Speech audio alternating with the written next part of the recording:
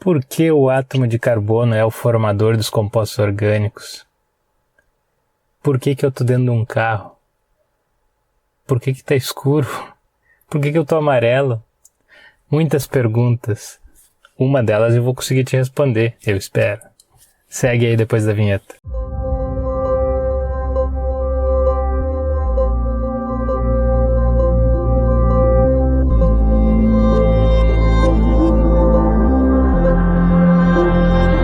Olá, meus queridos, tudo bem? Professor Mauro falando, dando continuidade então ao nosso curso de Química Orgânica.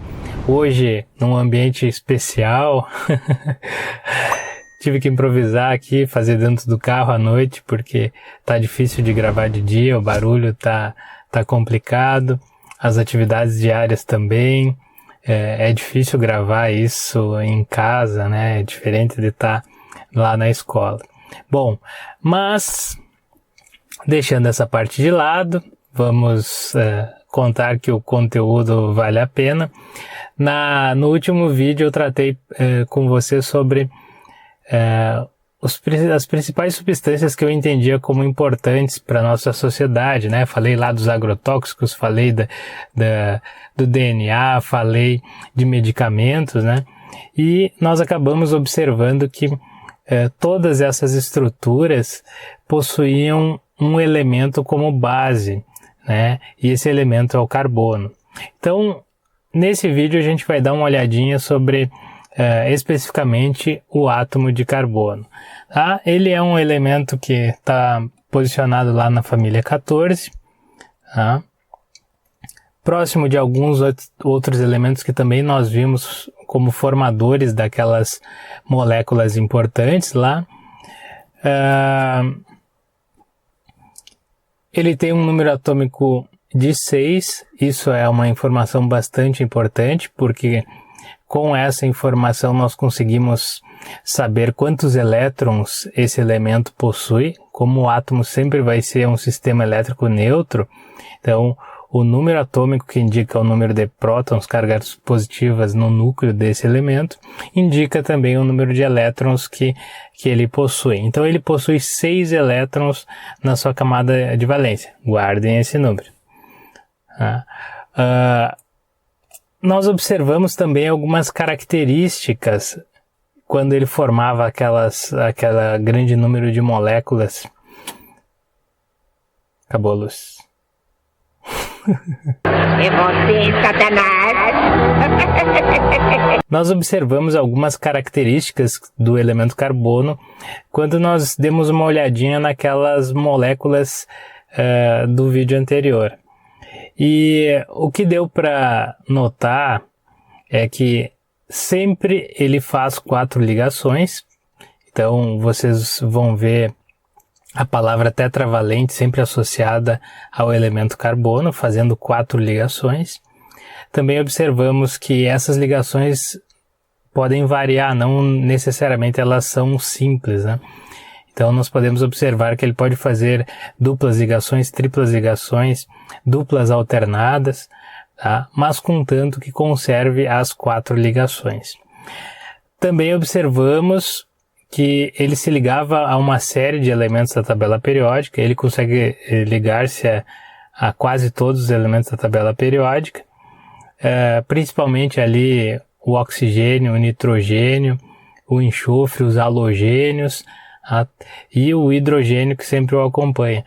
Então, esses elementos nós vamos tratar futuramente em outro vídeo, mas essa é uma característica bastante interessante. E, por fim, a quarta característica interessante que nós podemos notar observando aquelas moléculas é que ele consegue ligar-se a ele mesmo, quase que infinitamente, né? O que a gente vai chamar de cadeias carbônicas. Então, ainda mostrei para vocês que, por exemplo, no DNA ou em algumas proteínas nós temos que omitir a estrutura dessa molécula, você não enxerga, não está a representação do elemento ali.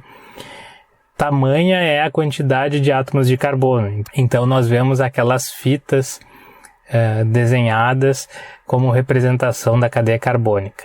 certo? Então essas são as 4 características principais que nós veremos sobre o carbono, e vamos detalhar essas 2 primeiras características aqui sobre como é formada as ligações do carbono. Tá? Então nós vamos entender um pouquinho melhor como o carbono forma essas ligações químicas. Como falei para vocês anteriormente, o elemento carbono ele possui 6 elétrons. Então nós vamos dividir esses 6 elétrons utilizando o diagrama de Linus-Pauling, tá? E vamos ver como fica a distribuição desses elétrons em torno do núcleo do carbono. Então nós começamos pelo nível mais próximo do núcleo, tá? Que é o nível 1, subnível S, certo? Cada subnível S, vocês devem lembrar, comportam 2 elétrons apenas, então 1s2. Depois, no nível 2, nós teremos 2 subníveis, o S e o P. Então, esse segundo subnível vai comportar mais 2 elétrons daqueles 6, então já utilizamos 4. E 2 elétrons vão no subnível P. Então, se vocês observarem o carbono, ele só possui elétrons para preencher até o nível 2 de energia. Bem mais fácil do que quando vocês estudavam distribuição eletrônica lá na inorgânica, por exemplo, que vocês conseguem preencher mais níveis de energia porque estão utilizando elementos mais complexos, maiores, né, com maior número de elétrons. Tá, então nossa distribuição será essa, certo? E aí, aqui nós temos um detalhamento interessante para observar, que na camada de valência, na camada 2, nós teremos os 4 elétrons, sendo que 2 deles estão neste orbital S, e aí vocês devem lembrar que o orbital S ele é esférico, certo? E os orbitais P, eles têm esse formato de bastão, né? Lembrem ainda que esses desenhos de orbitais, eles são gráficos de probabilidade. Tá? Então, esse gráfico está dizendo que nessa região, tá? Nessas regiões que nós temos aqui, a probabilidade de encontrar o elétron é máxima. Então, entendam como gráficos que vai ser mais interessante. E aí, surge uma dúvida. Se nós temos apenas 2 elétrons desemparelhados nos orbitais P, e a gente sabe que para formar uma ligação química nós precisamos de elétrons desemparelhados. Como é que nós iremos fazer 4 ligações, por exemplo, o metano, CH4, se nós só temos 2 elétrons desemparelhados? A resposta é simples, não faremos, certo? Então, acabou a aula, beleza, era isso? Não. Se vocês observarem para a gente entender melhor, além de não ter os 2 elétrons desemparelhados, os elétrons do subnível S, eles têm energia menor do que os elétrons do subnível P. Eles estão mais próximos do núcleo. E aí, para explicar a formação das ligações do átomo de carbono, nós teremos que estudar uma teoria chamada teoria da hibridização dos orbitais. Se você for pensar aí o que seria uma coisa híbrida, onde você já escutou isso, né? Então, eu lembro lá da minha infância muito sobre o milho híbrido, né? Que era a soma de características de milhos diferentes. Lembro também, quando estudava biologia, de animais híbridos, né? Somava lá um burro e uma égua e dá a mula. Ele tem características diferentes, né? Animais híbridos. E aqui também a palavra híbrido, ela significa soma de características, né? Mais especificamente soma de regiões. Então, como eu falei para vocês, aqueles desenhinhos lá, esféricos ou bastões, elas podem somar aquelas áreas, né? São áreas de gráficos, e aí formar um novo orbital. Antes nós tínhamos orbitais atômicos e agora nós teremos orbitais moleculares. Então, nessa teoria, nós teremos um momento em que aquele estado inicial do carbono vai passar para um estado excitado ou ativado, em que um dos elétrons que estava no orbital 2s, ele vai ser promovido para um orbital vazio p. Tá? Mesmo assim, ele não poderia ser utilizado para formar ligações, porque as 4 ligações do carbono, elas precisam ser de mesma energia. Tá? E aqui nós ainda temos uma diferença energética, como vocês podem ver. Então, essa teoria diz que ocorre a soma desses orbitais, a soma dessas regiões de orbitais, tá? Formando, então, seriam somados uma região do orbital S e 3 regiões dos orbitais P, então formando 4 regiões novas de menor energia que o orbital P e de maior energia que o orbital S. Então você tem 4 regiões novas, agora sim de mesma energia, com 4 elétrons desemparelhados e que, enfim, podem receber as 4 ligações que o carbono forma. A essa hibridização a gente vai chamar de sp3, porque ela foi formada por um orbital S e 3 orbitais P, como vocês podem observar aí. Mas também, ao invés de ocorrer a soma de todos aqueles orbitais, dos 4 orbitais, existe a possibilidade de ser somado 3 orbitais apenas, como a gente vai ver após o estado excitado aqui. Então, permaneceria um orbital sem ser somado, e seria somado o orbital S e 2 orbitais P, dando a origem a 3 orbitais, chamados sp2, devido à sua origem novamente. E, por fim, a última possibilidade, passando pelo estado excitado, é a soma de um orbital S e de um orbital P, dando origem a 2 orbitais sp. Para ilustrar melhor, para a gente entender, deixar aquelas caixinhas lá de lado um pouco, vamos visualizar um pouquinho dos formatos dos orbitais somados. Então, são regiões, aqui o orbital S esférico, somando com os 3 orbitais P, o Px, Py e Pz, que são bastões, dando origem, então, aos 4 orbitais sp3. Certo? Entenderam por que 4 orbitais? O que isso importa, Mauro? Para que eu estou estudando isso? Primeiro, para passar na cadeira. Mas segundo lugar, para entender que isso vai ter uma influência muito grande no comprimento das ligações formadas.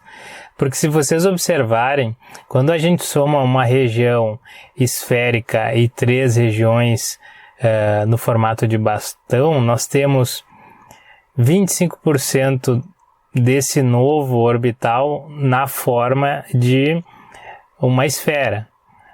E 75% na forma de bastões. Então, nós somamos essas regiões e ele traz essas características novas, certo?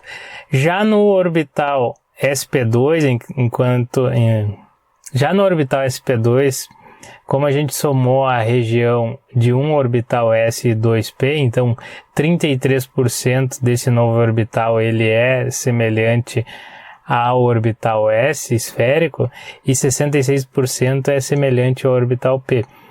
Então vocês podem observar que ele já é mais gordinho, mais parecido com a esfera do que com os bastões. E por último, na hibridização SP, fica mais gritante este detalhe, em que você soma um orbital S, uma esfera com um bastão, tá? Com um orbital P. Então você terá 50% desse novo orbital, dessa nova região, semelhante a uma esfera e 50% semelhante a um bastão. Então ele vai ser mais esférico do que o orbital sp3. tá? Devido a essa origem que eles têm em relação aos seus orbitais atômicos. O que importa isso? Como eu falei anteriormente, vai influenciar no comprimento da ligação formada, a ligação carbono-carbono. Por exemplo, no etano, em que nós temos uma hibridização sp3 desses carbonos, quando eles formarem a ligação entre eles, essa ligação vai ser maior. Não? E vocês lembrem ali, ele tem 75% de características do orbital maior, tá? Do orbital mais comprido. Então, o comprimento da ligação entre esses carbonos é 1,54 angstrom. Já vou pegar o extremo no etino, em que a hibridização desses carbonos é sp, que nós temos então 50% de característica esférica, é um S e um P, certo? O comprimento da ligação entre esses dois carbonos é 1,20 angstrom, certo? Então, menor do que a do etano que a gente observou aqui, certo? Então, essa é a influência que a hibridização do carbono, o tipo de hibridização do carbono causa na estrutura física da molécula. No caso aí, o comprimento de ligação. Certo? Legal, né? Maravilhoso. E para nós entendermos como ocorre esse fenômeno da hibridização, essa teoria, tem um modelo bem legal aqui para trazer para vocês. Observem aí inicialmente os orbitais P sem serem hibridizados, a gente chama de P puros, né? E os dois orbitais S, ali mais fraquinho aparece o orbital S menor, o do primeiro nível, e o orbital S do segundo nível, certo? E vai ocorrer então, nesse caso, que é a hibridização sp, a soma de um orbital S, esse orbital 2s mais externo aqui, com um dos orbitais p, restando então esses outros dois em amarelinho aí, sem hibridizar, que a gente vai chamar de dois orbitais P puros. Já na hibridização sp2, trago de novo o carbono no estado fundamental, com todos os seus orbitais atômicos, e aí, para ocorrer a hibridização sp2, nós teremos a soma do orbital 2s e de dois dos orbitais P, restando apenas um orbital P puro, um orbital P sem ser somado, sem ser hibridizado, que vai permanecer aí em amarelinho. Diferente dos híbridos sp2 que estão nessa cor azul. Acho que fica melhor o entendimento, né? E por fim, para nós entendermos a hibridização sp3, onde todos os orbitais da camada de valência vão ser somados. Então temos ali no estado fundamental, novamente, o orbital 2s esférico vai ser somado aos 3 orbitais P que estão ali em amarelinho. Então formando 4 orbitais em azulzinho, não restando nem um orbital P puro. O que isso importa? Claro que eu estou repetindo isso porque tem alguma importância, né? A existência de orbitais P não somados, não hibridizados, P puros. Esses orbitais P puros serão muito importantes para formar as ligações π das triplas e duplas ligações, certo? Vamos conferir ali num outro modelinho bem legal que eu tenho. Observem então, como a gente viu anteriormente, então um carbono híbrido sp, ele tem ali 2 orbitais P puros em amarelo e 2 orbitais híbridos sp, certo? Observem que são 2 átomos de carbono, ele vai formar uma molécula, aí no caso a molécula do etino, tá? No lado oposto tem os hidrogênios sendo ligados a esses orbitais e olha que bonito, tá? Os orbitais P puros deles vão ficar paralelos, certo? E essa é uma condição sine qua. Essa é uma condição de exigência para a formação da ligação π. Então, que os orbitais não sejam híbridos e estejam paralelos, eles irão dar origem à ligação π, né? E quando os orbitais forem híbridos, no caso os sp, os azuisinhos, eles vão se encontrar linearmente, formando uma ligação chamada ligação sigma.